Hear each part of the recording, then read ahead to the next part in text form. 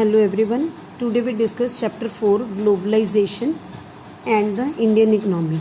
This is the last chapter in economic stream according to new syllabus. Due to COVID-19 everybody come to know about that 30% syllabus reduced from the CBSE.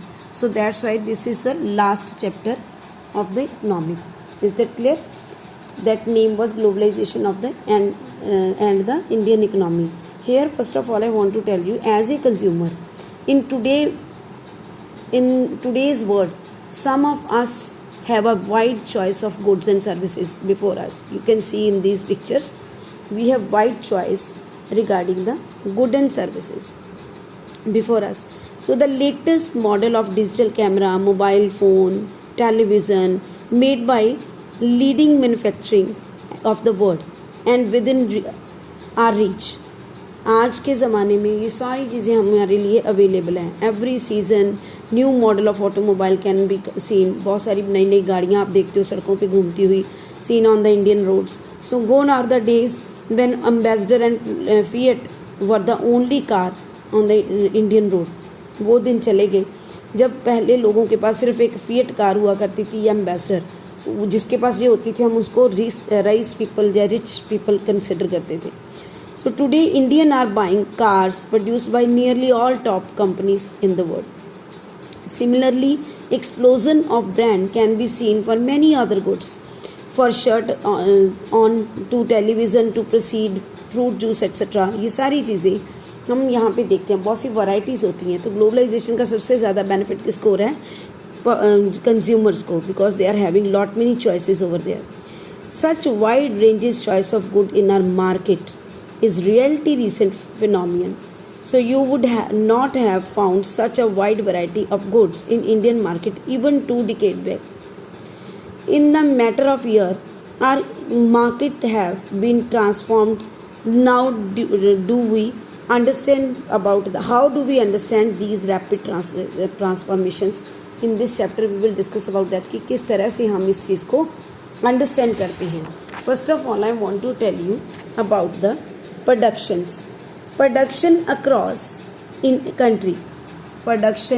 across countries until the middle of 20th century तक production was largely organized within countries. बहुत सारी production जो होती थी वो अपनी ही country में organize हुआ करती थी. What across the boundaries of these countries were raw material. क्या चीज़ें यहाँ से जाती थी सिर्फ एज ए रॉ मटीरियल, जैसे फूड स्टफ हो गया, फिनिश प्रोडक्ट वहाँ से वापस आता था. Colonies such as Indian exported raw material. जब हमारे यहाँ पे कॉलोनीज पीपल हुआ करते थे, ब्रिटिश गवर्नमेंट का रूल था at that time, they export from here as a raw material and food stuff. और वहाँ से फिनिश प्रोडक्ट को, फिनिश गुड्स को इम्पोर्ट किया करते थे. They import the finish product from there. So trade was the main channel connecting distant countries. अलग अलग देशों के साथ मेन उनका कनेक्शन किस चीज़ का था? ट्रेड का. After that we are talking about multi national cooperation, mean to say MNCs. MNCs emerge on the scene. A MNC is a company that own or control production in more than one country. MNC क्या होती है? जो पूरी production को अपने देश में control करती हैं, खुद कंट्रोल करती हैं या टेक्नोलॉजी देती हैं. उनका मेन ऑफिस सेटअप होते हैं वेरियस प्लेसेस के ऊपर, फैक्ट्रीज इंट्रोड्यूस होती हैं. And production in the region where they can get cheap. कहाँ पे प्रोडक्शन करते हैं वो? कहाँ फैक्ट्रीज इंस्टॉल करते हैं जहाँ उनको चीप लेबर मिले या अच्छी मतलब रॉ मटीरियल अवेलेबल हो.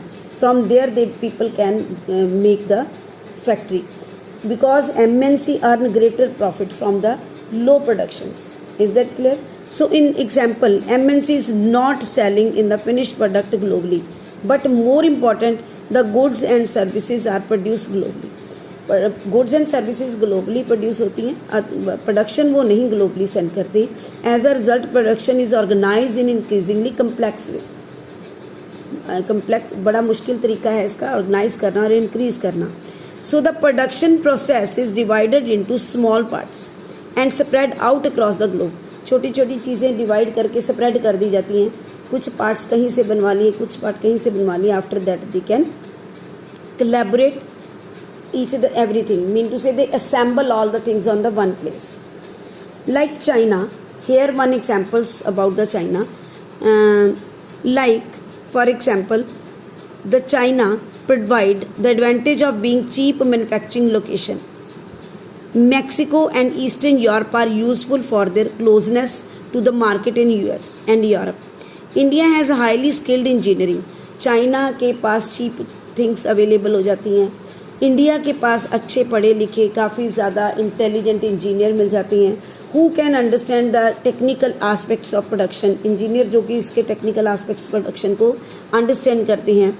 It also educated English speaking, अच्छी इंग्लिश भी बोल लेते हैं. Youth who can provide customer care, जो नौजवान अच्छी इंग्लिश बोल लेते हैं उनको एज ए कस्टमर केयर, जैसे ये लोग बैठे हैं यहाँ पिक्चर में आप देख रहे हो कंप्यूटर में अपना अपना वर्क कर रहे हैं. They are some engineer and some are the customer care officer people. So they are doing job as a customer care service, and all the probably can mean 50-60% cost saving for the MNC. MNC इस तरीके से अपनी 50-40-60% saving कर लेती हैं. So the advantage of spreading out production across the border to multinational can be truly immense. multinational company के साथ इनका जो है ये बिल्कुल करेक्ट है. Now we are talking about interlinking production across country. Here, in general, MNC set up production where it is close the market. अक्सर हम कहाँ पे MNC कंपनीज को सेटअप करते हैं जहाँ मार्केट नज़दीक हो, where skilled and unskilled labor available हो लो कॉस्ट के ऊपर, and where availability of other factors of production is assured. जैसे कि रॉ मटीरियल हो गया, मार्केट पास है, रॉ मटीरियल पास है और लेबर भी चीप मिल रही है, तो where they can set up there industry. In addition MNC might look for government policies. हो सकता है वो साथ में गवर्नमेंट पॉलिसीज को भी देखें that look after their interest, अगर उनके फ़ायदे की हैं. You will read more about the policies later in the chapter. How having assure themselves of the condition. कुछ ऐसी होती हैं पॉलिसीज जो इनको श्योर करती हैं कुछ कंडीशंस में. MNC setup factories and office for production. Factory और ऑफिस कहाँ करते हैं? प्रोडक्शन के लिए. Money that is spent to buy assessed. पैसा किस लिए स्पेंड किया जाता है? असेस्ड खरीदने के लिए. असेस्ड किस में आ जाएगा? जैसे कि लैंड हो गई, बिल्डिंग होगी, मशीन हो गया और इक्विपमेंट. इन सारी चीज़ों को खरीदने को, इस सारी असेस्ड को बाय करने में पैसा स्पेंड करने को हम क्या कहते हैं? इन्वेस्टमेंट. अगर क्वेश्चन आ जाए what is investment, then you can say what is investment, then you can say mean money. What is the assessment? Money that is spent to buy assessed such as land, building, machine and other equipment is called a investment. Is that clear? अगर foreign investment की बात हो, for the foreign investment we can say MNC company, any investment is made with the hope that these will be profit. जिसमें सिर्फ assessed MNC सिर्फ company by करती हैं, that was called.